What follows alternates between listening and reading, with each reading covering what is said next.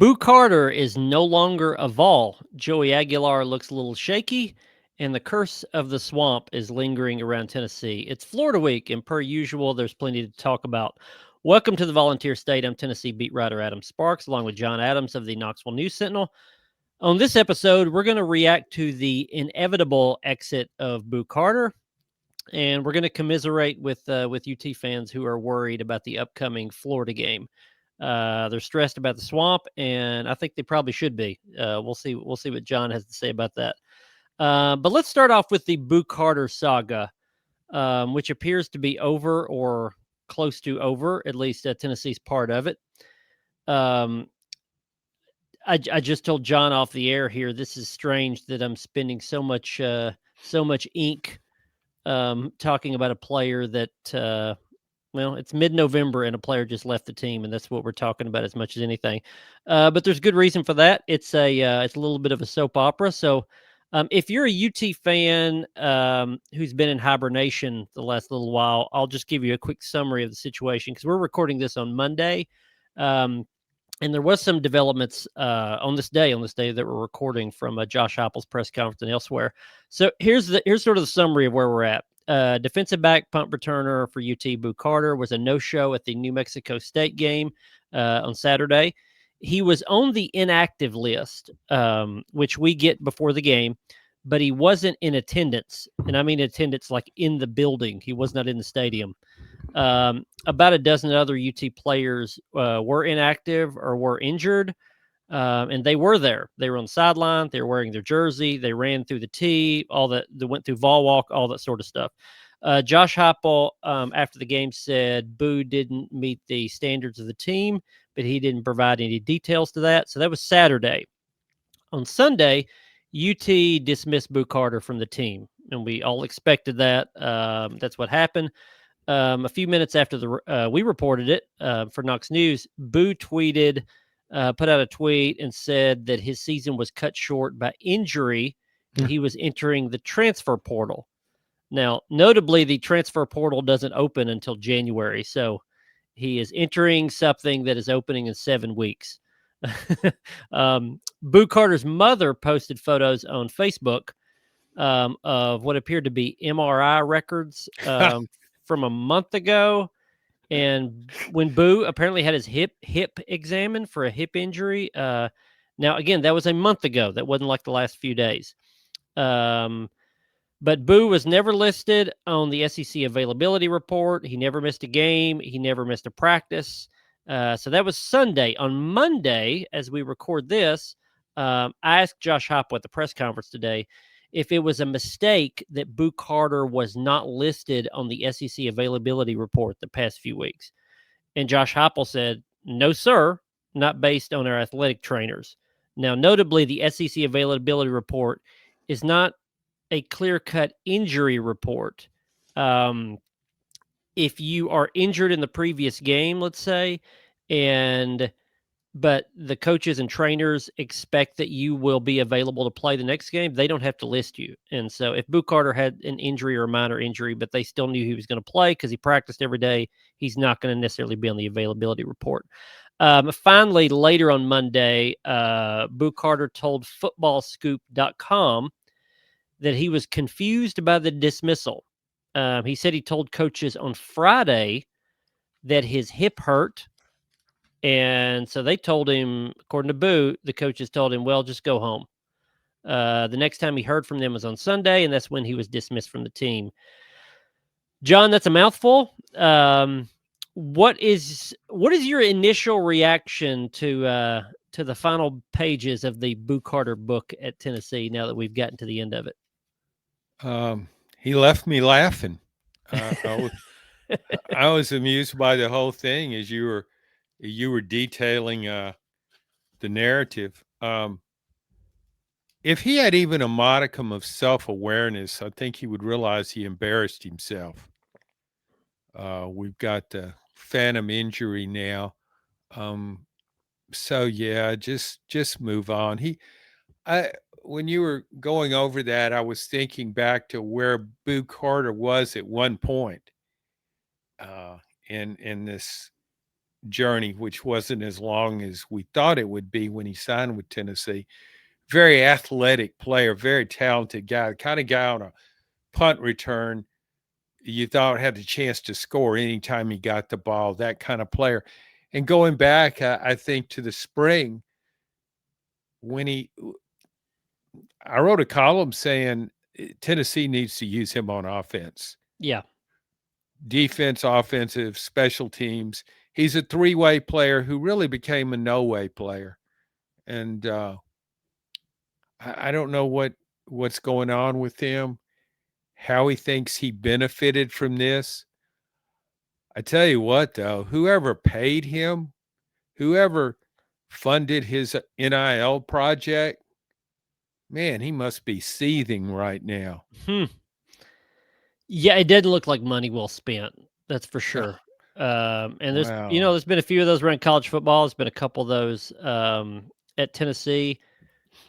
John, I had a few initial reactions. I'll tell you my delayed reaction this morning was thinking back to a practice that I was at, and I would say early April, Tennessee spring practice. And I remember a play. We were not allowed to video for what it's some things we can't film, but we can watch. There was a play where Nico Iamaleava took a shotgun snap. He drifted to his right behind offensive tackle Larry Johnson, and he threw a pass to Boo Carter, who was a receiver, and he was engaged for a tackle by Jacoby Thomas. Yeah. And so everybody I just named is no longer on Tennessee's team. Ricky and all transfer play. That's right. That's right. Ricky Gibson was probably in on that play too, but we'll give Ricky the pass. He's not playing right now because of injury, not because he transferred. But so that just shows you. I mean, that just shows you how Tennessee's team has changed, how college football is changing these rosters in a matter of months, how the transfer portal and NIL has dictated a lot of things. And really, I think it kind of puts a little bit of a bookend to Tennessee's season, that this was a season of adjustments. I thought about writing a beat column on this, hadn't gotten to it, not sure if I will during Florida week, but this has been a season of adjustments for Tennessee. They started off with trying to adjust to losing their quarterback. They've tried to adjust to losing Jermon McCoy and then Ricky Gibson. By the way, those adjustments worked out pretty well, at least individually. They got Joey Aguilar, they got Colton Hood. Secondary's been bad, but Colton Hood's been good. They had to adjust to Boo Carter's situation of skipping off-season workouts in the summer, and Jalen McMurray slid into his spot. And so there's sort of, 2 games left in the regular season. They're adjusting again with Boo Carter completely out. At nickelback specifically, he was playing like 30 plays a game, but that's still 30 plays. And Jalen McMurray has been the starter. I don't know what you do in the Florida game. We'll get to the Florida game in a minute, but we were talking today, some of the guys that cover guys and ladies that cover UT. We were like, who's the backup nickelback now? The guy that's going to play 20 snaps against Florida. I don't know who it is. It's maybe Caleb Beasley. It's maybe a freshman. I don't really know. So that's again, they're in a situation where they're just having to adjust again, and this time is a weird one because a player is just leaving. John, I had said this. We did a podcast on this back when Boo Carter had skipped the offseason workouts in the summer, and then he was sort of in a de facto suspension in preseason camp. I said at the time, I think on this podcast, and I probably wrote it also, that I thought it was perfectly logical that Josh Heupel gave Boo Carter a second chance because, under the circumstances, there were depth issues in the defensive secondary. Do you really want to kick him off the team when you may run out of players in the secondary? He's an electric punt returner. I still think he has that ability as well as anybody.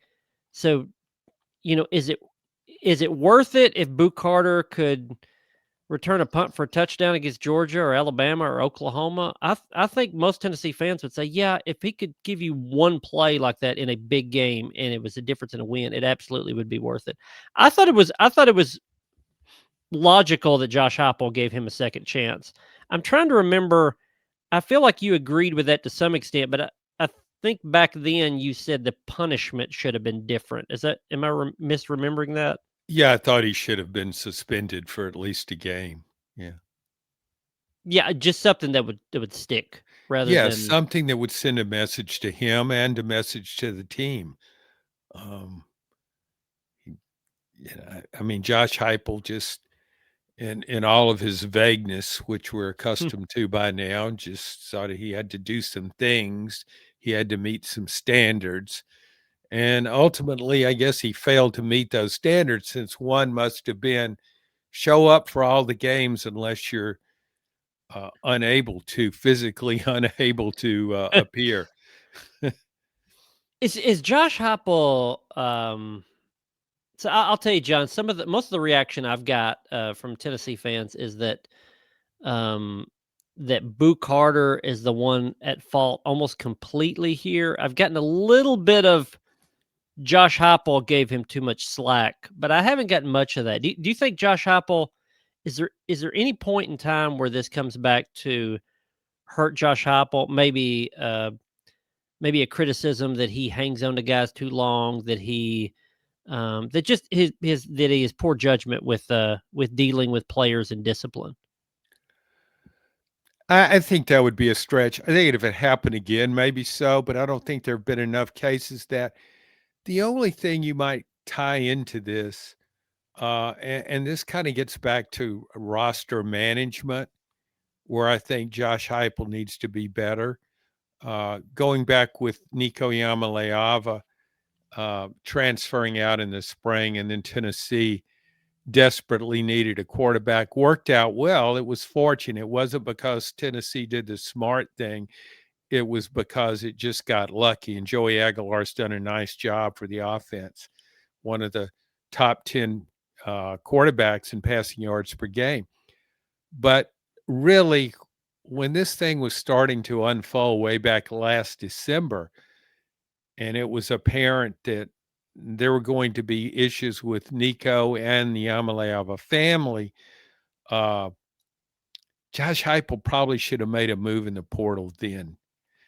Just got through the playoff and done that. And that's because the way it played out, it wasn't to Tennessee's advantage. Uh, but I don't know. I mean, that's stretching a bit. I mean, in terms of discipline, I think most people will say, well, you gave Boo Carter a second chance. The only thing I wonder is how much this impacted the team. If the players thought all along, this guy shouldn't be part of our team. And if they never really got past that, if they didn't embrace, okay, second chance, he's come back, he shows us he wants to be here, he wants to be a part of the team. But I'm not sure he did that. And if he didn't, that wasn't positive for Josh Heupel in the way he handled it.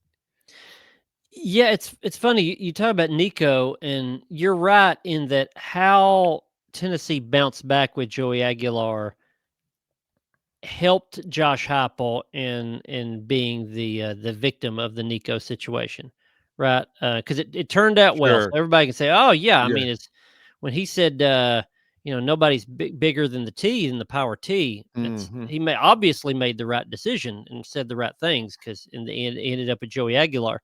Um, Boo Carter is interesting because if he had kicked Boo Carter off the team to start preseason camp a few months ago, and then Tennessee had the worst pass defense in the SEC, which they currently do right now, I feel like the narrative would have been, boy, you should have kept Boo Carter. You Yeah. know, I Uh-huh. mean, what are you thinking? Jermod McCoy's already hurt, and then you've got a preseason All SEC defensive back, and you're kicking him off the team for what? For skipping some meetings and some workouts. It's funny how the narrative can go different ways, depending on how you recover from it. It turns out it probably looks better on Josh Heupel that whatever they lose, like in these next two games by not having Boo Carter, really the last couple of games, people can't say, well, if only you had Boo Carter, because he didn't play great this year. I mean, he had 3 forced fumbles, but that was against UAB and Kentucky. I think he had a bunch of tackles, maybe against Alabama, but like he didn't make like these eye-popping plays that decided any game. The season is absolutely no different whether or not Boo Carter's playing or not. And so the fact that let's say they struggle in these last two games, nobody's going to say, well, if you only had Boo Carter for these last two games, because they've seen him play, and they could see that this year's version of Boo Carter was a non-factor. So some of it is determined by what happens after the guy leaves, and it helps Josh Hop a little bit that he hung on to him for this long. There already is a few different narratives out there about exactly how this went down. Some people care about that, some don't. They just wanted Boo Carter gone because he was a little bit of a distraction, at least to the fan base, maybe to the team. I don't know. I will say, I feel like players tolerated Boo in a lot of situations, but Boo Carter made a handful of great plays last year as a freshman, but he did have issues with communication, with missed assignments. Didn't know exactly pre-snap where he was supposed to go. They would have to direct him, tell him what his assignment was, make it a little clear before the snap of the ball. Those were some issues last year. They thought he would catch up a little bit in terms of the scheme this year. And when we talk to defensive backs, defensive coordinator, DB's coach this year, we've asked several times, what's the issues in secondary? And the answer, we'd get a number of answers, but the one we always got was poor communication. People not knowing exactly what they're supposed to do. The player that has said that more than any was Jalen McMurray, the guy starting ahead of Boo, the guy that comes out of the game, then Boo comes in, and the communication struggles. So I think that was probably, Boo was a little part of that shortcoming. Not a big part of it, but a little bit. But as far as how this went down, in the intro there, I said Boo Carter's story is that the coaches told him on Friday, well, if you're saying you're hurt, then fine, just go home. And we'll talk about it again Sunday. And then when he touched base Sunday, they said, okay, well, yeah, you're off the team. If you get any questions, take it up with whoever administrator. It was clear that they were done with him. They were done with sort of some of the antics. They were done with him not being reliable, I think, in their view. And that started in the preseason. Some of it, I think, they thought was during the season. There were a few games where it looked like he was loafing and not giving 100% effort. I think his camp would say that's because he was injured.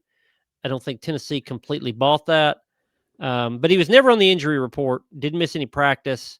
So the injury was never deemed severe enough for him to miss any time. I even think back at the Kentucky game. If he was injured, they would not have brought him to Kentucky. You only get 74 players on road trips in the SEC. Every spot matters. If you are injured, if there's any chance you're not going to play, they don't bring you because those spots are at a premium. So either lack of communication or they weren't buying it or there was not enough medical evidence to say that he was truly hurt. It's really hard to get into these conversations between coaches and players and trainers about are you injured or are you hurt? And there's a difference because everybody's hurt at this time of year in college football. Was he injured or hurt? I don't know the answer to that, but you can kind of tell some of the dialogue coming out from him after the fact and what we know of what Josh Heupel said after the game. They were kind of just done with him. And I'll tell you, I was checking in on Sunday to find out when they were going to dismiss him from the team because we all knew that was coming Sunday. And the word that I got back was they haven't gotten around to it. They're having recruiting meetings and they've got to watch the New Mexico State film and they need to review some things for the Florida game plan. So like it was so on the back burner. It's like, yeah, we'll get around to dismissing him later. We got a lot of important things to do before we get to that. So I think Tennessee was done with him about 3 weeks ago, and it just finally came to a head. head now.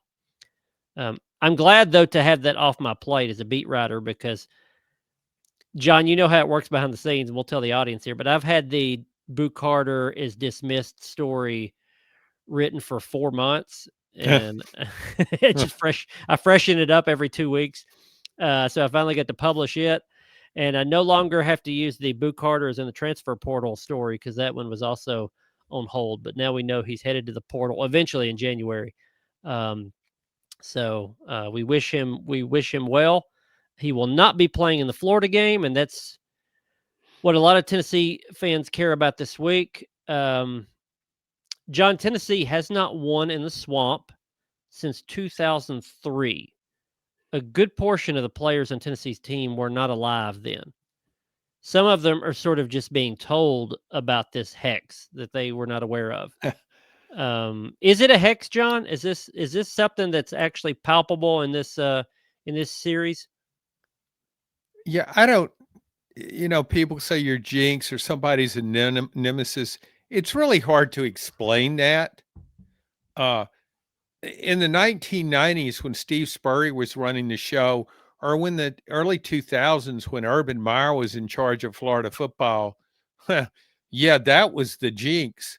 Those guys are two of the greatest all-time coaches the SEC's ever seen, and they got really good players, and it's going to be hard to beat them anywhere, much less in the Swamp. Tennessee did that in 2001 against Steve Spurrier's team. We thought he was going to win a national title or at least play for one that year. But yeah, those great moments have been hard to come by in the Swamp. Why it becomes a hex is because Tennessee's lost games that it so easily could have won against Florida. But when you think about it, Tennessee hasn't been very good there's a long time from 2008 really to the beginning of the Josh Heupel era in 2021. Tennessee was a mediocre program at best. And so, yeah, it had a hard time beating a lot of teams back then. But Florida, I guess, let's see, was it can't remember which year it was, 2010 maybe, in Neyland Stadium when Florida won a 10-9 game. And that was just an awful Florida offense. 2014, 2014. I only missed it by 4 years. That's close, huh? They all run together. At least in the same decade. Yeah, that was a game when I look back on, Tennessee definitely should have won that game. And it's interesting that Florida fired coaches like Will Muschamp, who never lost to Tennessee. Yeah. And I mean, he didn't last there, but he was able to beat Tennessee every time he faced them, probably about 5 times. And of course, some of those were in the Swamp. I don't think this matters to players so much. I mean, they can't relate to, players, I don't think relate to history much. I just Not as don't. much as fans, that's for sure. No, but I can see where fans, they know the history, and if some of the teams they've seen lose to some of Florida's teams who weren't that good, yeah, they should be concerned about this game. Florida could end up, Florida's only won 3 games all year. It could end up 3-9. Yeah. Imagine that. That's not out of the question. It could end up 3-9. I mean, there's a reason they're hosting every relative that Lane Kiffin has in Gainesville. Allegedly. I'm not saying that's a fact, but allegedly. Yeah, if I'm counting correctly, so since 03, Tennessee has lost, I think it's 10 straight in Gainesville, because obviously you're alternating years. But of those 10, it's not like they lost 10 in a row to bad teams. It may be, and I'll have to look at this week, later in the week, but it's probably half of those Tennessee should have had a decent chance to win. Half of those they should have lost, and they did, because Florida was really good earlier in the 2000s. Yeah, it's this is one of those weeks where you almost feel bad asking players about the losing streak because they've heard a little bit about it but don't know, and it almost feels like you're putting it into their brain when it wasn't there previously. I mean, fans, especially longtime fans, are worried about this week, and they've been worried for a long time. And every time Florida would show like they were, 1 foot in the grave this week, Tennessee fans would say, "Okay, maybe this won't be the same." And then they would pull that foot out of the grave, and Tennessee fans would say, "Up, here we go. Yep, they're gonna play their best for the Tennessee week. Doesn't matter if it's September or November. You're always going to get your best when Florida is hosting Tennessee in the Swamp," and that seems to be the case. And here's the new reasons to worry if you're a Tennessee fan, because I'm getting a lot of worry, a lot of anxiety from Tennessee fans. And I listed about 5 or 6 of these. Okay, so despite firing Billy Napier a few weeks ago, Florida apparently still has some gas left in the tank. Yes, they were blown out by Kentucky, but they took Georgia to the wire, and they played really well against Ole Miss last week. So Florida's not done. Um, Defensive tackle Caleb Banks, who may be Florida's most talented defensive player. He looks like he may be coming back in this game. He's only played one game this year because had foot surgery, but so they may be getting a key player back just for this game. It's a night game at the Swamp, so it'll be rocking. It'll be loud. Make no mistake about that. On UT side, the Vols looked kind of uninspired, unimpressive in the 42-9 win over New Mexico State. It won by a lot, but it was not impressive. Joey Aguilar, Tennessee's most valuable player, looked a little off. He's thrown 4 picks in 2 games, and picks that he should not be throwing. Like these last couple of games, it looks like Joey Aguilar, the Joey Aguilar you thought you might be getting from App State, has like finally shown up. He wasn't here the last few months, but the guy who would throw interceptions that he couldn't explain, that guy's, for whatever reason, shown up in the last 2 games. Additional reasons, Miles Kitselman, Tennessee's tight end, had a nasty knee injury. Don't know the results yet. We'll see if I'm sure he'll be listed on the SEC availability report that comes out Wednesday. I would guess he's out. That's just a guess on my part, but didn't look good. Wendell Moy, Tennessee's guard, was injured. Maybe back, may not. We'll see. And there's a couple of other injuries that I've heard about. I've heard about, at least in background right now, and we'll see if they pop up on the injury report. So Tennessee's a little beat up, and there are guys that played in that game of the day that are pretty exhausted at this point in the year. So John, that's a lot of reasons for Tennessee fans to be worried and to think, here we go again. So talk them off the ledge, John. What reason should Tennessee fans have to think, no, the skid ends here? Tennessee wins in the Swamp. Why should they not be worried? Well, part of it has to, just something as obvious as the record. Florida's 3-7. This is not a good team. Yeah, it's come close against some teams. It beat Texas. It's had some good days, but overall, it hasn't been a good team. And I'm not sure Florida has what it takes to exploit Tennessee's weakness, pass defense. Uh, DJ Lagway played better in the game last week against Ole Miss, but he's been awful at times. And one thing Tennessee's defense has done, it's turned people over. And Mm-hmm. it scored, I think, 6 touchdowns on defense. DJ Lagway threw 5 interceptions against LSU, 3 in the first half against Kentucky. He's a turnover machine. He can make some really inexplicable passes. Like, why did you throw it there? What did you think would happen? Can be very casual with the ball. So I wouldn't be surprised at all if Tennessee got another defensive touchdown, number 7, just because he doesn't value the football the way good SEC quarterbacks should. And he's not what I thought he would be this season. Another factor in that, two receivers, Dallas Wilson, Eugene Wilson, they've been hurt. I don't think they're playing against Tennessee. So this is an injured receiving core. So to me, Florida's best weapons to attack Tennessee's defensive weaknesses, defensive weakness, you can really question, are they really capable of doing that? Um, I know Tennessee's made some quarterbacks look pretty good this year and some receivers look pretty good, but those guys all had kind of a track record for success too.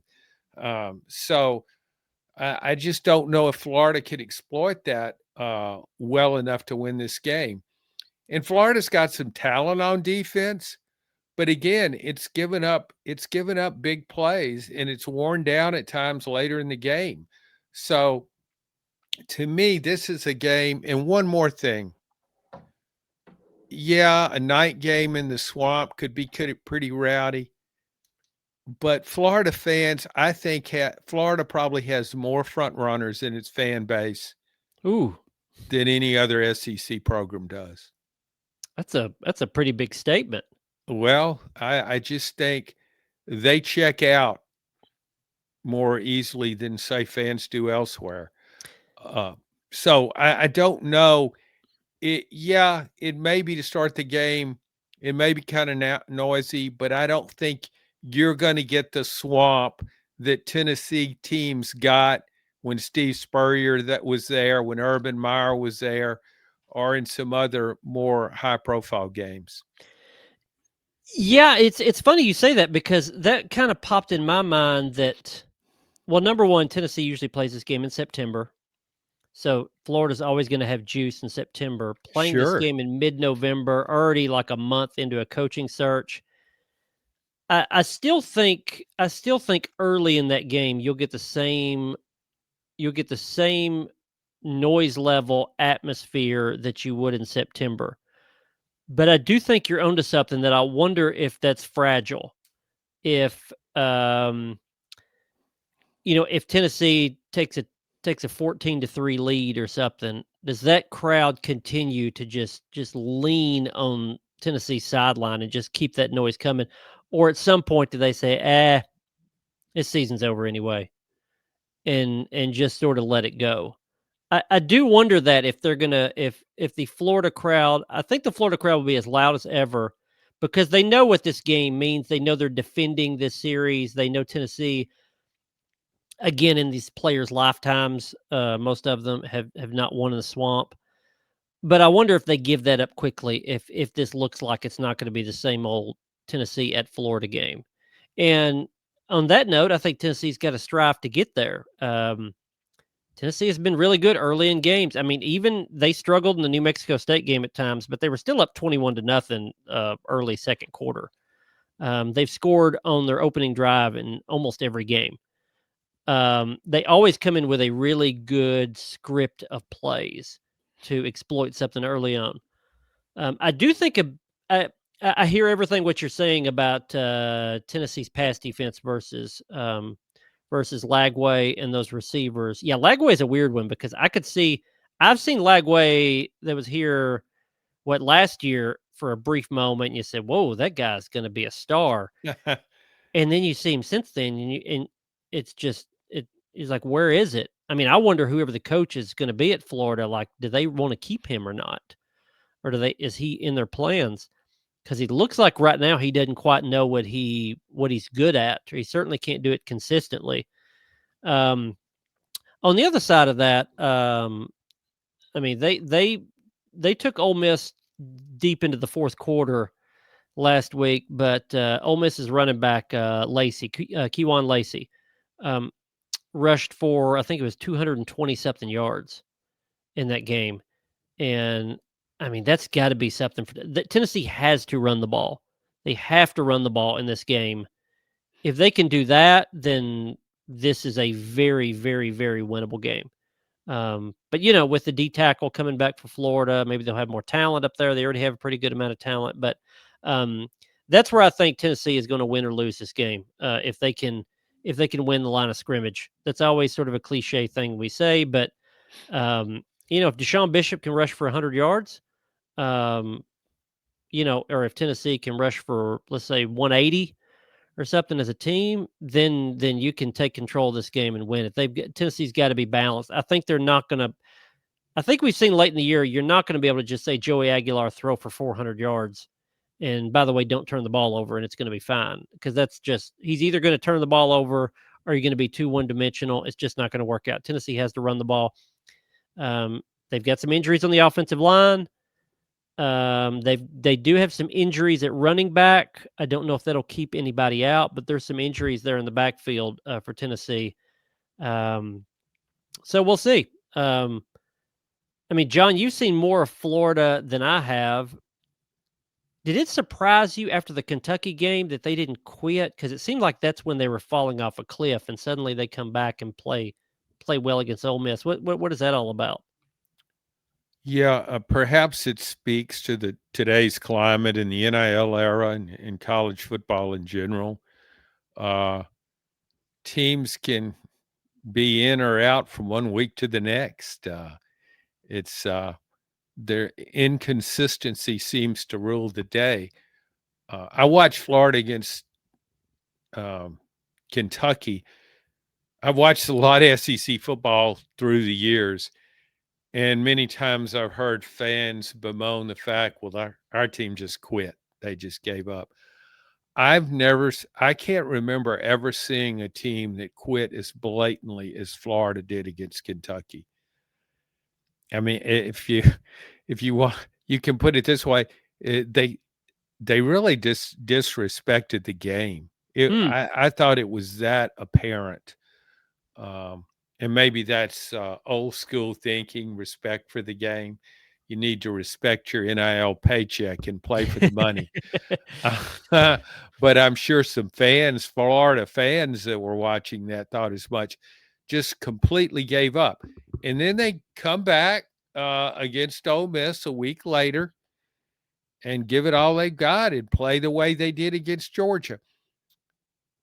I think there's a motivation for them to. I don't know how much that they don't lose to Tennessee in the swamp, how much that matters at this point, but just the idea of